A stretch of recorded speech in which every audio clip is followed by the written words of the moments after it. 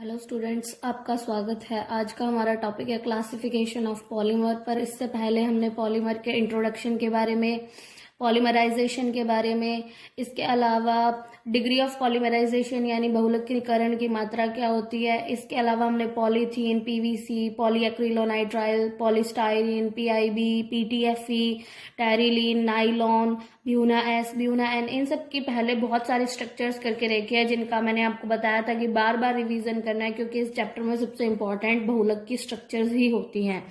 तो सबसे पहले हम बात करते हैं बहुलकों का वर्गीकरण यानी क्लासिफिकेशन ऑफ पॉलीमर की। तो पॉलीमर को 6 प्रकार से यानी 6 टाइप से क्लासिफाई किया गया है, जिसमें पहला टाइप होता है उद्गम या स्रोत के आधार पर यानी बेस्ड ऑन सोर्स और ओरिजिन, यानी हमने इनको कैसे बनाया है उस बेस पे इनको 3 टाइप में बांटा गया। फर्स्ट इज नेचुरल पॉलीमर, प्राकृतिक बहुलक, second is semi synthetic polymer यानी अर्ध संश्लेषित बहुलक, एंड थर्ड इज संश्लेषित बहुलक यानी कि सिंथेटिक पॉलीमर।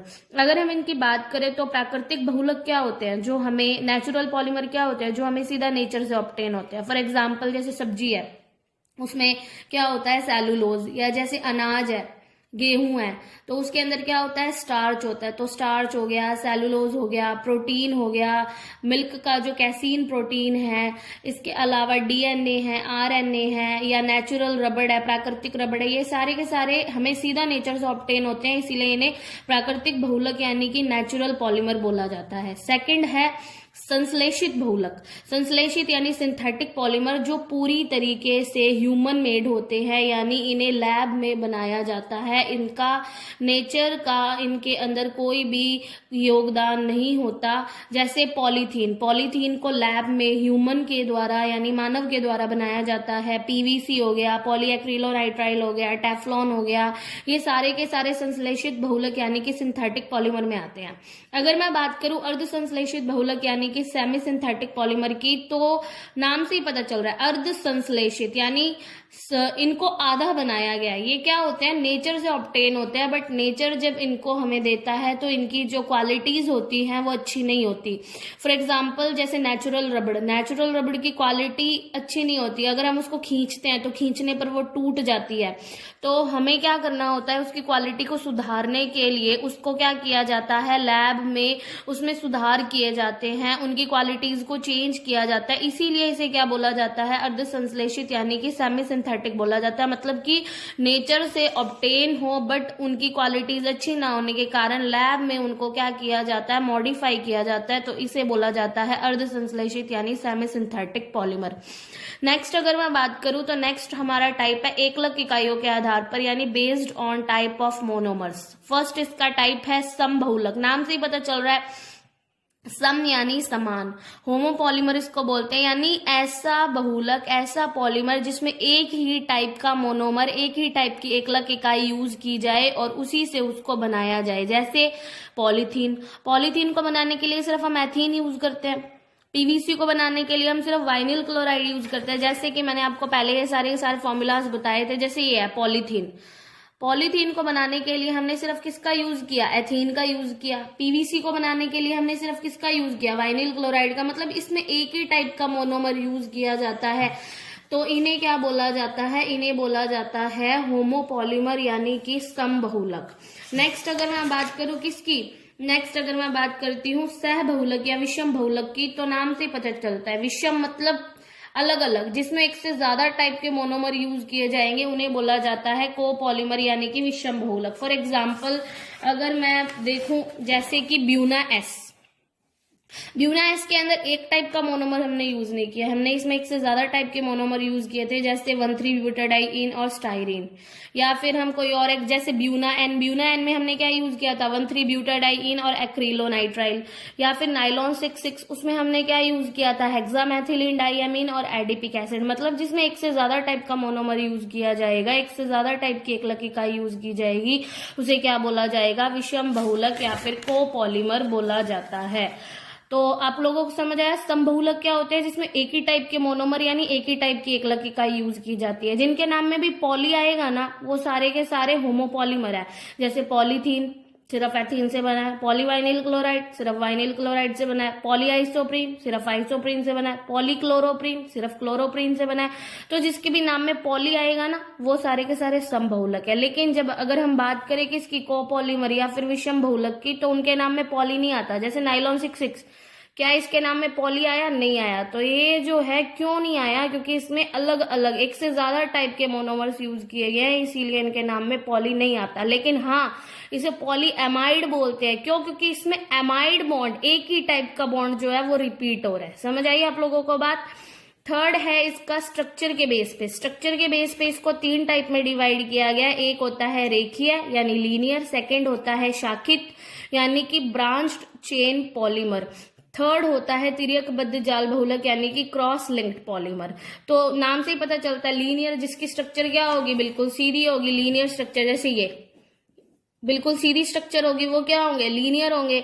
ब्रांच्ड चेन का क्या मतलब होता है? ब्रांचेस निकली हुई होंगी, उसमें शाखा निकली होंगी। जैसे अगर मैं इसी में कोई सब्स्टिट्यूट निकाल दूं, जैसे CH3, या मैंने इसमें एक और सब्स्टिट्यूट निकाल दिया कोई, तो मतलब एक मेन लाइन होगी, एक मेन चेन होगी और उसकी ब्रांचेस निकली हुई होंगी, तो वो हो जाएगा ब्रांच्ड चेन पॉलीमर यानी कि शाखित श्रृंखला बहुलक। थर्ड वन क्या होता है? तिर्यकबद्ध जाल बहुलक, क्रॉस लिंक्ड पॉलीमर। इसका एग्जाम्पल ऐसे समझो, जैसे ये 3-4 मेन लाइनें हैं, इनके बीच में क्रॉस बॉन्ड बने हुए हैं, जगह जगह ये चेन आपस में जुड़ी हुई है इस टाइप से। तो इस टाइप से जो स्ट्रक्चर बनती है ना, उसको क्या बोला जाता है? उसको बोला जाता है तिर्यकबद्ध जाल बहुलक यानी कि क्रॉस लिंक्ड पॉलीमर, जिसका एग्जांपल है हमारे घरों में बैकेलाइट। बैकेलाइट क्या होता है? जो हमारे स्विच बोर्ड होते हैं ना, जो व्हाइट कलर के स्विच बोर्ड होते हैं, वो बैकेलाइट के बने हुए होते हैं और वो बहुत ही ज्यादा हार्ड होते हैं। आपने देखा होगा कि वो जैसे जब क्या होता है, करंट वगैरह लग जाता है, जैसे फ्यूज बॉक्स है, तो करंट लगने पर भी क्या होता है कि उनमें आग नहीं लगती, वो पिघलते नहीं है, बस ये है वो ब्लैक ब्लैक हो जाते हैं। तो उसका रीजन ये है क्योंकि उसमें बहुत सारे क्रॉस बॉन्ड होते हैं जो उसकी स्ट्रक्चर को, क्रॉस बंध पाए जाते हैं जो उसकी स्ट्रक्चर को क्या बना देते हैं? हार्ड बना देते हैं। नेक्स्ट है ताप के आधार पर, तो based on behaviour towards temperature. तो फर्स्ट है थर्मोप्लास्टिक यानी कि ताप सुनम्य बहुलक। तो थर्मोप्लास्टिक क्या होता है? थर्मोप्लास्टिक मतलब जिसको टेम्परेचर देने पर उसकी जो स्ट्रक्चर है वो पिघल जाए, मतलब वो जो चीज है वो पिघल जाए और उसकी स्ट्रक्चर को बार बार चेंज किया जा सके। जैसे पॉलीथीन, हम क्या करते हैं, अगर उसको गर्म करें तो गर्म करने पर वो पिघल जाएगा और उसकी स्ट्रक्चर को बार बार चेंज करके उसको नई स्ट्रक्चर्स दी जा सकती है, तो उन्हें क्या बोला जाता है? थर्मोप्लास्टिक यानी कि ताप सुनम्य बहुलक बोला जाता है। अगर हम बात करें ताप दृढ़ बहुलक की, तो ये वो होते हैं कि जिनको एक बार जो परमानेंट स्ट्रक्चर दी, बार बार टेम्परेचर देकर हम उसकी स्ट्रक्चर को चेंज नहीं कर सकते। एक बार जो स्ट्रक्चर उनमें मिल जाएगी, बन जाएगी, वही स्ट्रक्चर बार बार बनी रहेगी। टेम्परेचर देने से उसकी स्ट्रक्चर पे कोई इफेक्ट नहीं पड़ता। जैसे कि बैकेलाइट को अगर मैं गर्म करूंगी तो गर्म करके उसकी स्ट्रक्चर को हम चेंज करके नई स्ट्रक्चर में तब्दील नहीं कर सकते, परिवर्तित नहीं कर सकते, चेंज नहीं कर सकते। तो अगर आप लोगों को समझ आया हो तो इसके एग्जाम्पल्स मैं आगे बताऊंगी।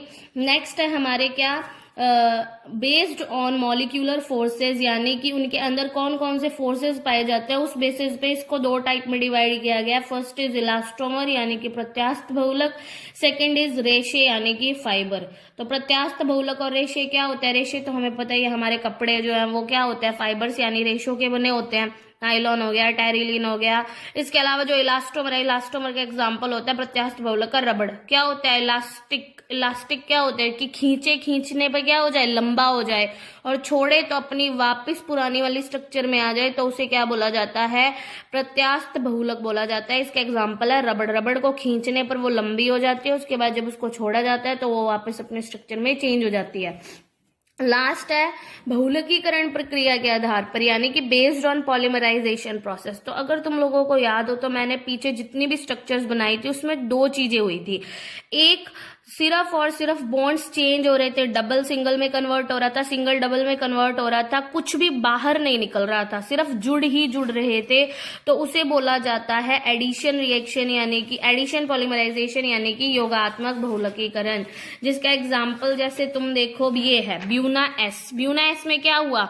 हमने जो मोनोमर्स लिए, ये डबल सिंगल में चेंज हुआ, सिंगल डबल में चेंज हुआ, डबल सिंगल में चेंज हुआ, प्लस जो है वो यहाँ बॉन्ड में यानी माइनस में मैंने बोला था, यानी बॉन्ड में कन्वर्ट हो जाता। मतलब ये दोनों सिर्फ जुड़ रहे हैं, कुछ भी बाहर नहीं निकल रहा। तो इस टाइप की रिएक्शन को बोला जाता है एडिशन पॉलीमराइजेशन यानी योगात्मक बहुलकीकरण। अगर मैं बात करूं कि इसकी संघनन बहुलकीकरण यानी कि कंडेंशन पॉलीमराइजेशन, तो इसका एग्जाम्पल था नाइलॉन 6,6 या टेरिलीन। जैसे टेरिलीन, ये देखो टेरिलीन में हमने टरथैलिक एसिड और एथिलीन ग्लाइकॉल लिया था, तो ये इसके अंदर ये दोनों आपस में जब जुड़ते थे तो बीच में से छोटा मॉलिक्यूल H2O का बाहर भी निकलता था। तो जब दो मोनोमर्स आपस में जुड़े और कुछ भी बाहर ना निकले तो वो तो होगा एडिशन पॉलीमराइजेशन यानी योगात्मक बहुलकीकरण। और जब दो आपस में जुड़े और जुड़ने पर बीच में से छोटे छोटे मॉलिक्यूल्स बाहर भी निकले तो उसे बोला जाता है कंडेंशन पॉलीमराइजेशन यानी कि संघनन बहुलकीकरण। तो अगर मैं आप लोगों को आगे डिस्क्राइब कर रही हूँ थोड़ा सा, जैसे first is based on source और ओरिजिन यानी उद्गम या स्रोत के आधार पर प्राकृतिक बहुलक क्या होते हैं, जो सीधा प्रकृति से प्राप्त हो यानी कि नेचर से ऑब्टेन होते हैं। Example DNA, starch, cellulose, protein, प्राकृतिक रबड़ यानी नेचुरल रबड़। सेकंड क्या है, संश्लेषित बहुलक यानी सिंथेटिक पॉलीमर, जो क्या होते हैं, मैन मेड पॉलीमर होते हैं, यानी इनको सिर्फ और सिर्फ ह्यूमन द्वारा बनाया जाता है, नेचर का इसमें कोई भी कॉन्ट्रीब्यूशन नहीं होता, योगदान नहीं होता। मानव निर्मित बहुलक इसको बोलते हैं, जैसे पॉलीथीन, पीवीसी, नाइलॉन, टेफ्लॉन आदि। Next is semi synthetic polymer यानी कि अर्ध संश्लेषित बहुलक। तो ऐसे बहुलक जो प्रकृति से प्राप्त हों परंतु क्वालिटी अच्छी ना होने के कारण इनको लैब में सुधारा जाता है, यानी कि नेचुरल पॉलीमर्स, नेचुरल यानी इनको नेचर से ऑब्टेन किया गया, which are modified by chemical reaction. जैसे वल्केनाइज्ड रबड़, आप लोगों ने 10th में पढ़ा होगा, वल्कनीकृत रबड़ कि सल्फर मिलाकर रबड़ को मजबूती दी जाती है, जितना ज्यादा सल्फर मिलाओगे रबड़ उतना ज्यादा मजबूत बनेगा। Next is cellulose acetate. Cellulose acetate को रेयन भी बोला जाता है, ये याद रखना, रेयन का नाम पूछा जाता है, सेल्यूलोज एसीटेट को रेयन बोलते हैं। ये भी एक टाइप के फाइबर्स होते हैं, रेशे होते हैं। उसके बाद सेल्यूलोज नाइट्रेट, ये सारे के सारे हो गए। नेक्स्ट अगर हम बात करें क्लासिफिकेशन बेस्ड ऑन पॉलीमर, तो एकलक इकाइयों के आधार पर क्या होता है, समबहुलक, विषम बहुलक। जो एक ही टाइप के मोनोमर से बनते हैं उन्हें बोला जाता है होमोपॉलीमर यानी समबहुलक, और जो एक से ज्यादा टाइप के पॉलीमर से मिलकर बने होते हैं उन्हें क्या बोला जाता है, विषम बहुलक या कोपॉलीमर। नेक्स्ट क्या था, बेस्ड ऑन टेम्परेचर। तो टेम्परेचर में मैंने बताया था कि जिनको टेम्परेचर देने पे वो पिघल जाए और उनकी स्ट्रक्चर को बार बार चेंज किया जा सके तो उन्हें तो बोला जाता है thermoplastic. Those polymer can be moulded to any shape, these polymer soften on heating यानी गर्म करने पर सॉफ्ट हो जाते हैं और कूल करने पर वापस हार्ड भी हो जाते हैं। थर्मोसेटिंग प्लास्टिक में क्या था, जिनकी स्ट्रक्चर को बार बार चेंज नहीं किया जा सकता। बार बार इनकी स्ट्रक्चर चेंज क्यों नहीं होती, क्योंकि इनमें बहुत ज्यादा स्ट्रॉन्ग बॉन्ड पाए जाते हैं। तो ये मैंने अभी सिर्फ 3 टाइप आप लोगों को डिस्क्राइब किया है, बाकी के आगे जो टाइप्स हैं वो बाद में डिस्क्राइब करेंगे नेक्स्ट वीडियो के अंदर। तो अगर आप लोगों को इस वीडियो में कोई भी प्रॉब्लम हो तो आप अपनी प्रॉब्लम कमेंट बॉक्स में कमेंट करके लिख सकते हैं।